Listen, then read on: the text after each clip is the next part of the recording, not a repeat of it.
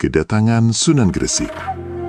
Di sebuah desa di wilayah Gresik, masyarakat sedang berkumpul di sawah yang kering akibat gagal panen. Seorang warga berkata pelan, Entah sampai kapan keadaan seperti ini. tak lama kemudian, datanglah seorang ulama berjubah sederhana dengan wajah tenang. Ia adalah Sunan Gresik. Assalamualaikum saudara-saudaraku. Bolehkah aku tinggal dan membantu di desa ini? Tentu saja Tuan, tapi desa kami sedang kesulitan. Sunan Gresik tersenyum lembut. Insya Allah, setiap kesulitan ada jalan keluarnya. Keesokan harinya, Sunan Gresik membantu warga di sawah.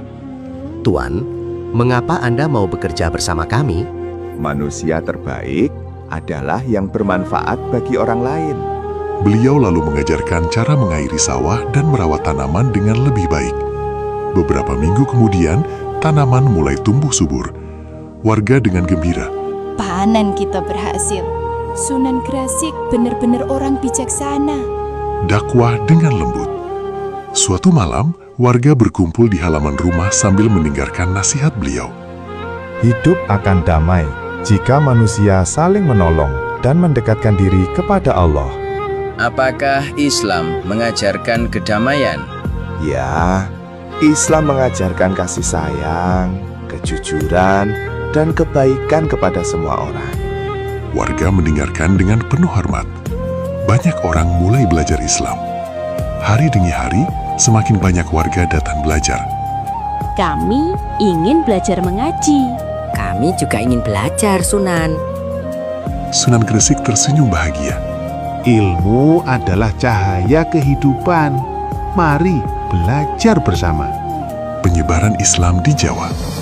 Ajaran Sunan Gresik mulai dikenal luas hingga ke desa-desa lain. Seorang murid berkata, Guru, mengapa banyak orang menyukai dakwah Anda? Karena hati manusia tidak dapat disentuh dengan kemarahan, tetapi dengan kelembutan.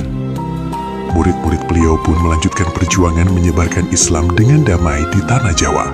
Sejak saat itu, masyarakat semakin menghormati Sunan Gresik. Mereka belajar bahwa agama tidak hanya tentang ibadah, tetapi juga tentang membantu sesama, bekerja keras, dan menjaga kehidupan masyarakat. Pesan moral, jangan mudah menyerah saat menghadapi kesulitan. Gotong royong dapat meringankan masalah bersama. Ilmu yang bermanfaat harus digunakan untuk membantu orang lain.